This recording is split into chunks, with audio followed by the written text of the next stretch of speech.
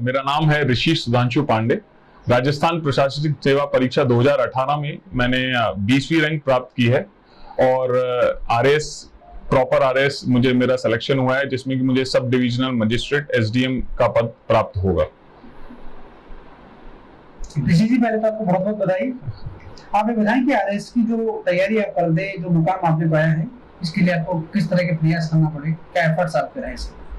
Sir, civil सेवा एक ध्येय होता है, एक लक्ष्य होता है किसी भी व्यक्ति का। भारत में तो बहुत ज्यादा इंपॉर्टेंट है सिविल सेवा, और चैलेंजेस कई तरीके के होते हैं। एजुकेशन बैकग्राउंड का भी चैलेंजेस है, जो स्टडी मटेरियल आप कर रहे हैं गैदर, उसका भी चैलेंज है। कोई इंस्टीट्यूट अगर आपको ज्वाइन करना है तो क्यों करना है, उसका जो टाइमिंग है वो इम्पोर्टेंट है, और जो गाइडेंस है सबसे ज्यादा इम्पोर्टेंट है गाइडेंस। और खासतौर पे मैं धर्मेंद्र सर का मेरे प्रति जो मार्गदर्शन रहा है उसका मैं बहुत ही बड़ा आभारी हूँ कि उन्होंने वो मेरा मतलब मैं कहता हूँ जीवन के जो गुरु होते हैं ना, वो एक संबंध उनके सानिध्य में मेरा उनसे बना, तो मैं उनका बहुत ज्यादा आभारी हूँ इस चीज में।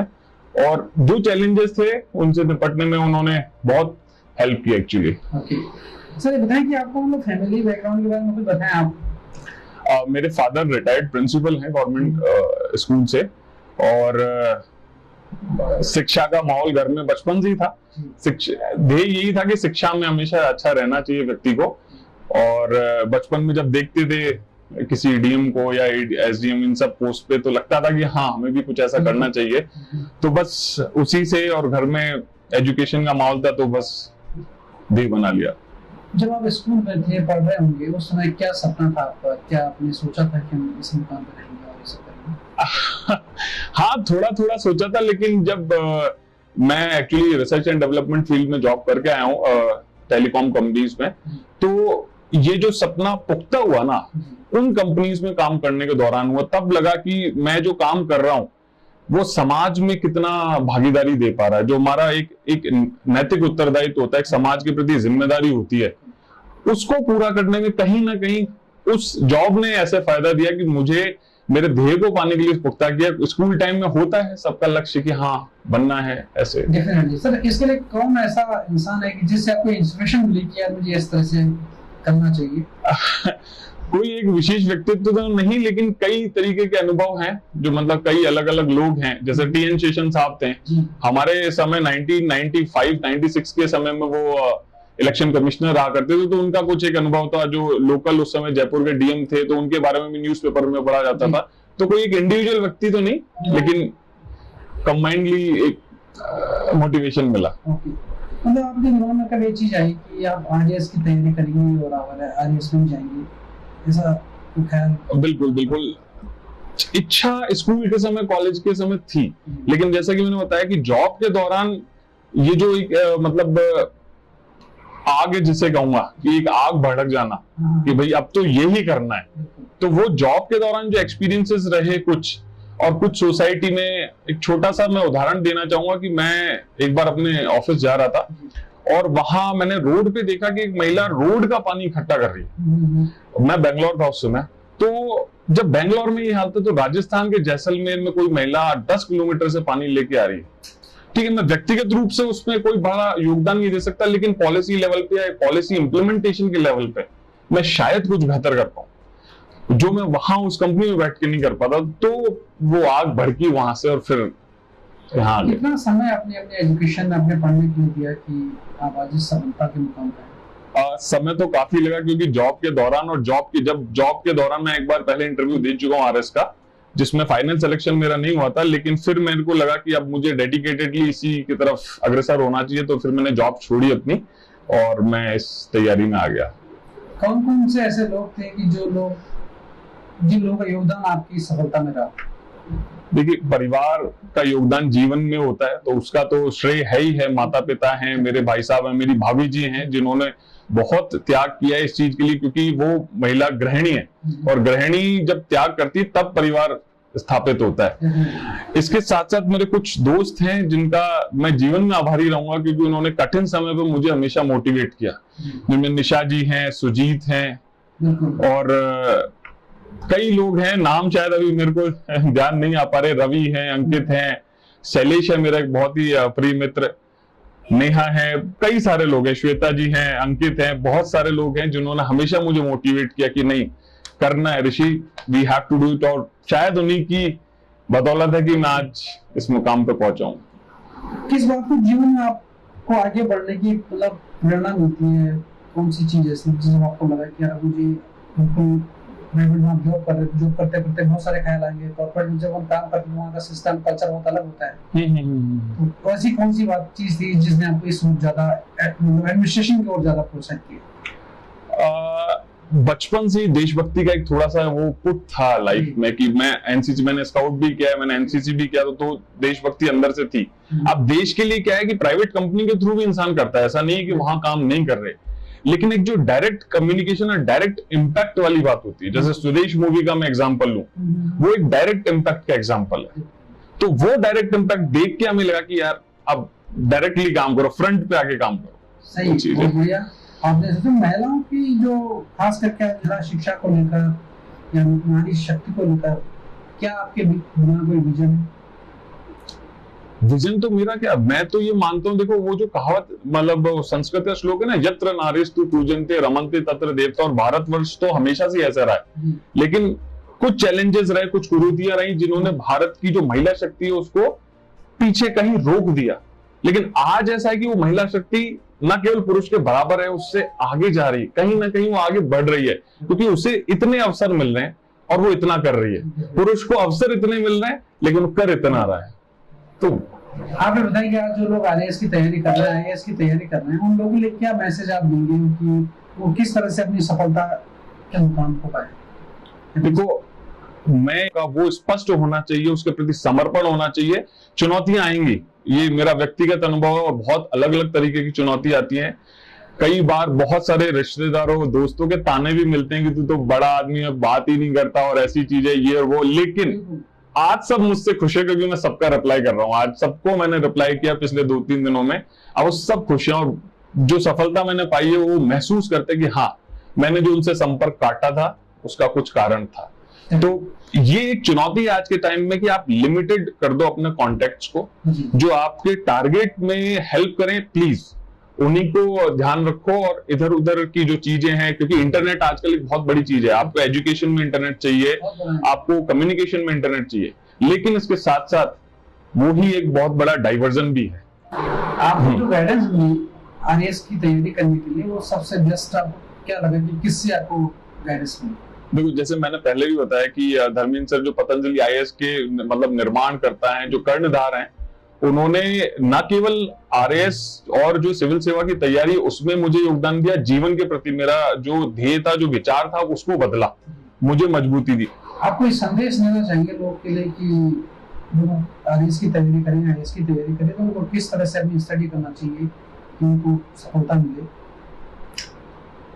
मछली की आंख, अर्जुन ने जिस तरीके से मछली की आंख पे ध्येय बना के रखा था, सब चीजों से आप नजर हटा लीजिए, एक आपको केवल मछली की आंख दिखनी चाहिए और आप उसे टच कर लेंगे। ये मैं गारंटी देता हूँ, क्योंकि मेरा व्यक्तिगत अनुभव है कि आप उसको पा लेंगे। आपको पूरी तैयारी करते कितना समय लगा?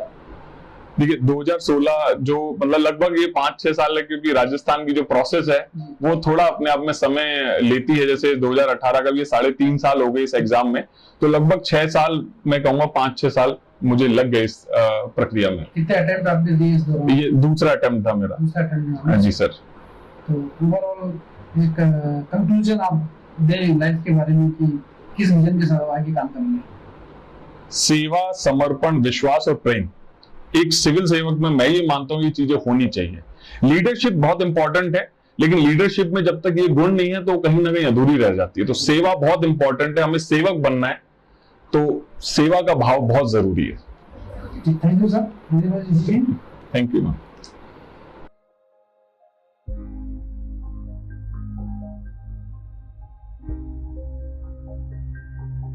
सर, आप बताएं बेटे की सफलता पे क्या कहना चाहेंगे?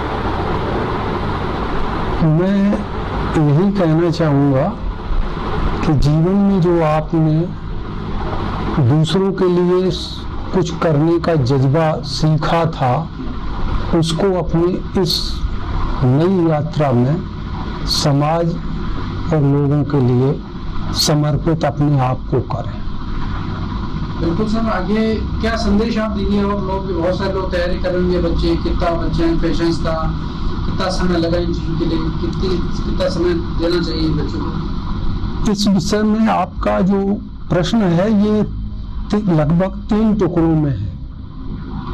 पहला आपने समय की बात की है, तो समय नेचुरली इन्होंने 5-6 वर्ष का लिया है, और मैं समझता हूँ कि इनके पास कुदरत का बहुत बड़ा पेशेंस था, जिस पेशेंस से इन्होंने इस समय को इस उपलब्धि में बदला।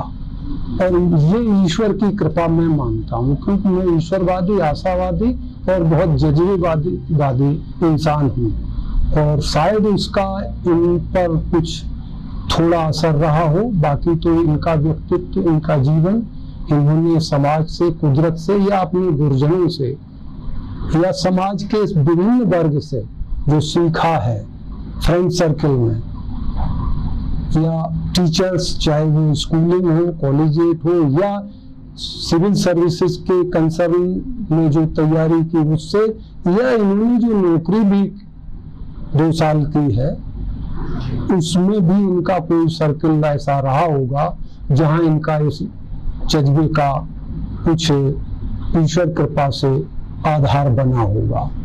तो मैं अब यही कहूँगा कि इन सब का उपयोग समाज हित में, जन सेवा के रूप में, कुल मिलाकर अपना समर्पण दूसरों के लिए जब हम करते हैं तो ही कुछ नया इस कुदरत में पैदा होता है। और वातावरण के अनुकूल, यानी अनुकूल से तात्पर्य प्रतिकूलता भी है, वो भी अनुकूलता है। यानी जीवन में जो चैलेंजेस हैं, जो प्रतिकूलता है, मैं समझता हूँ कि मेरा भी अनुभव ऐसा रहा है कि वो चैलेंजेस या प्रतिकूलता ही हमारे लिए अनुकूलता का काम करती है। तो वही अगर ये अपने जीवन में आगे लेकर जाएंगे तो इनका भविष्य उज्जवल क्या कहें, बल्कि इनके साथ जो नया यंगस्टर है या जो पेरेंट्स हैं मेरे जैसे, उनको, क्योंकि इस चर्चा को, इस बातचीत को या इस खुशी को जो व्यक्तिगत मैं शेयर करता हूँ, तो वैसे तो बहुत बधाई हो, बड़ी खुशफहमी हो, बड़ा कुछ मिल रहा है मुझे। अंत में मैं एक वाक्य जरूर निवेदन करता हूँ अपने साथियों को कि इस चर्चा को और आगे बढ़ाएं, बताएं खुशी को। जैसे मुझे आप खुशी दे रहे हैं, वैसे ही ये खुशी आप उन लोगों को जिनको मैं नहीं जानता हूँ या मेरे सर्किल में नहीं है, आपके सर्किल में, तो ऐसे पेरेंट्स को बताएं और ऐसे पेरेंट्स को भी मोटिवेशन मिले, क्योंकि उनके अंदर भी एक जज्बा पैदा हो कि उनके बच्चे भी, और नया इन्वेस्टर भी है, नया जो बच्चा है उसको भी मिले कि अगर उन सर का, उन अंकल जी का बच्चा ऐसा कर सकता है तो मैं क्यों नहीं। तो कुल मिलाकर इस खुशी को एक मोटिवेशन के लिए, इंस्पिरेशन के लिए मैं बदलने की बात भी वर्तमान में समाज के साथ कर रहा हूँ, करना चाहता हूँ। और वही इनके लिए भी है कि इस बात को नई जनरेशन के लिए मोटिवेशनल और इंस्पिरेशन माहौल अगर मिल जाए तो समाज और दुनिया का या जो सर्किल है उसमें एक बहुत बड़ी उपलब्धि अर्जित होगी वातावरण की अनुकूलता के साथ। इस अनुकूलता में प्रतिकूलता शब्द को मैं बहुत बड़ा वेटेज देता हूँ कि प्रतिकूलता ही अनुकूलता बनती। अनुकूलता तो अनुकूलता सबके लिए है ही, लेकिन जो चैलेंजेस होते हैं, जो प्रतिकूलताएं आती हैं, उन पर जो पेशेंस और विवेक और अनुभव और ज्ञान, उस पर अगर ये काम करेंगे या लोगों को इस पर मोटिवेशन मिलेगा, इंस्पिरेशन मिलेगी, तो मैं समझता हूँ उनका भी और मेरा भी जो लक्ष्य है जीवन का वो सार्थक होगा। अब मैं आगे क्या कहूँ, आपने अपनी बात की भावनाओं को व्यक्त करने का एक समय ले लिया आपसे, बाकी इसमें सीधा सवाल का सीधा जवाब मैं नहीं दे पाया, ये हो सकता है कुछ अन्यथा हो गया हो। ठीक है सर, बहुत अच्छा आपने जवाब दिया, ऐसी कोई बात नहीं है। मैं जानना चाहता हूँ कि जब रिजल्ट आया तो आपको क्या एक्सपेक्टेशंस थी, जिससे आपने सोचा था ऐसा हो? हाँ, जो रिजल्ट्स आया या नहीं भी जब तक आया था तब तक मुझे इन पर बहुत बड़ा, ईश्वर के बाद अगर किसी पर भरोसा की बात करूं तो इन पर पूरा भरोसा था कि रिजल्ट्स बिल्कुल पॉजिटिव ही आएगा। और यही इनको भी था, क्योंकि इनका जो मैं फील करता था वही तो मैं अपनी बता सकता हूं कि मुझे क्या फील होता। तो जो रिजल्ट्स आया वो लगभग हम लोगों की, यानी व्यक्तिगत हमारी जो समझ थी उसी के आसपास है। ये बात अलग है कि अगर हम रैंक की बात करें तो ये भी कह सकते हैं कि लगभग बढ़िया है। हो सकता है बढ़िया को हम संतोषजनक कह पाते या और बढ़िया की बात कर सकते हैं। तो ऐसा जो रिजल्ट आया वो लगभग कमोबेश इनके द्वारा जो मैंने देखा या जो मुझे फील कराया या मैंने फील किया वो बिल्कुल सार्थक आया। मैं इनके और अपनी सोच के प्रति पूर्णतया संतुष्ट हूँ इस रिजल्ट के आधार पर। ठीक है sir, thank you very much. मतलब जी बेटा एसडीएम बनेगा तो कैसा फील कर रहे हैं आप? हमें तो बहुत खुशी हो रही है, बहुत अच्छा लगेगा और आज देश की समाज की सेवा करेंगे। है अपने राजस्थान का नाम भी अच्छा रोशन किया है इन्होंने और समाज की सेवा करेंगे तो हमें बहुत खुशी है। कितनी उम्मीद थी आपको? उम्मीद तो अच्छी थी जी हाँ, अच्छी थी उम्मीद, तो पूरी उम्मीद थी कि हाँ बनेंगे, क्योंकि मेहनत इन्होंने बहुत की थी। जी।